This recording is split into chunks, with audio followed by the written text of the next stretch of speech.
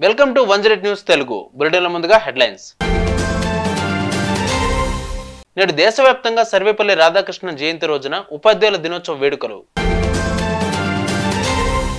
వరద బాధితులపై నోరు పారేసుకున్న వైకాపా మాజీ ఎమ్మెల్యే.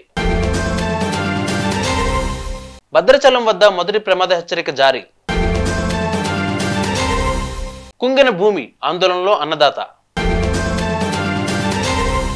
నేడు బంగాళాఖాతంలో అల్పపీడనం పొంచి ఉన్న వానగండం. మన జీవితంలో ఉపాధ్యాయులే వారి జీవితంలోని తప్పు ఒప్పుల మధ్య వ్యత్యాసాన్ని వివరిస్తారు.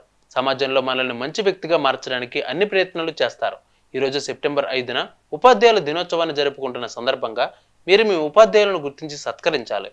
ప్రతి వ్యక్తి జీవితంలో ఖచ్చితంగా ఎవరో ఒక గురువు ఉంటారు. మీ ఉజ్వల భవిష్యత్తు కోసం టీచర్ చేస్తున్న ప్రయత్నాలకు మీ కృతజ్ఞతలు తెలిపే రోజు వచ్చింది. కాబట్టి మీరు మీ ఉపాధ్యాయులను స్మరించుకుని వారిని సంస్కరించుకోండి. ఉపాధ్యాయులు పిల్లలకు కేవలం పాఠాలు మాత్రమే నేర్పరు, విలువల గురించి, జీవితంలోని మంచి చెడుల గురించి, సమాజం పట్ల మంచి భావనల గురించి కూడా బోధిస్తారు. ఇక వారి శ్రమకు గుర్తుగా సెప్టెంబర్ 5న ఉపాధ్యాయుల దినోత్సవాన్ని జరుపుకోవడం చాలా ముఖ్యం. నిజానికి భారతదేశంలో ఉపాధ్యాయుల దినోత్సవాన్ని సర్వేపల్లి రాధాకృష్ణన్ జయంతి రోజున జరుపుకుంటారు. సర్వేపల్లి రాధాకృష్ణన్ భారతదేశ మొదటి ఉపరాష్ట్రపతిగా, ఆపై రెండవ రాష్ట్రపతిగా, ప్రముఖ తత్వవేత్తగా, ఉపాధ్యాయుడిగా సేవలను అందించారు. ఆయన విద్యార్థుల బాగోగుల కోసం ఎల్లప్పుడూ కృషి చేసేవారు. అందుకే సర్వేపల్లి రాధాకృష్ణన్ జయంతిని ఉపాధ్యాయుల దినోత్సవంగా జరుపుకోవడం ప్రారంభించారు. ఎన్టీఆర్ జిల్లా కంచికర్లలో వరద బాధితులను పరామర్శించడానికి వెళ్లిన వైకాపా మాజీ ఎమ్మెల్యే వారితో దురుసుగా ప్రవర్తించారు. దీనితో బాధితులందరూ కలిసి ఆ నాయకుడిని బయటకు పంపేశారు. ఎన్టీఆర్ జిల్లా నందిగామ మాజీ ఎమ్మెల్యే ముండితోక జగన్మోహన్ రావు వరద బాధితులను పరామర్శించేందుకు కంచికర్ల ఓపీ క్లబ్ వద్దకు వెళ్లారు. బాధితులకు సరిగ్గా సాయం అందించడం లేదంటూ అధికారులపై ఆగ్రహం వ్యక్తం చేశారు. తమకు అన్ని సౌకర్యాలు కల్పిస్తున్నారంటూ ఓ బాధితుడు వివరించబోగా ఆ వ్యక్తిని మాజీ ఎమ్మెల్యే పురుష పదజాలంతో దూషించాడు.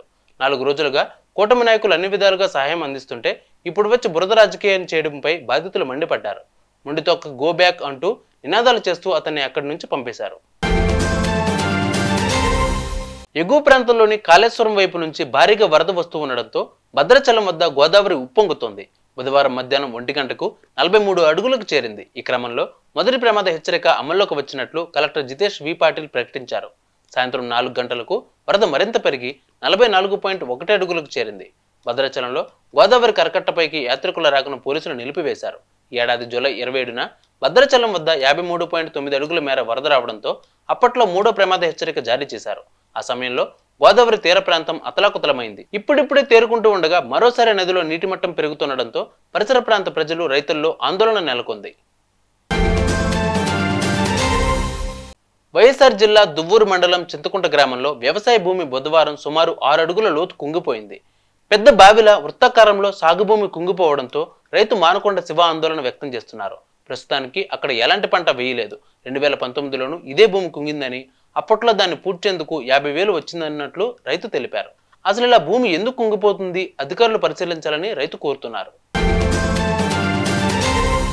వాతావరణ శాఖ ఏపీకి మరోసారి హెచ్చరికలు జారీ చేసింది. కోస్తాంధ్ర, యానాం పరిసర ప్రాంతాల్లో ఉపరితల ఆవర్తనం ఏర్పడిందని, రాగల 24 గంటల్లో వాయువ్య బంగాళాఖాతం ప్రాంతంలో అల్పపీడనం ఏర్పడే అవకాశం ఉందని విశాఖ వాతావరణ శాఖ కేంద్రం ప్రకటించింది. దీని ప్రభావంతో ఏపీలో గురువారం నుంచి 8వ తేదీ వరకు విస్తారంగా వర్షాలు కురుస్తాయని వాతావరణ శాఖ తెలిపింది. చూసారుగా ఇవాళ బులెటిన్ అప్డేట్స్. మరిన్ని అప్డేట్స్తో మళ్ళీ మీ ముందుకు వస్తాను. అంతవరకు కీప్ వాచింగ్ 108 న్యూస్ తెలుగు.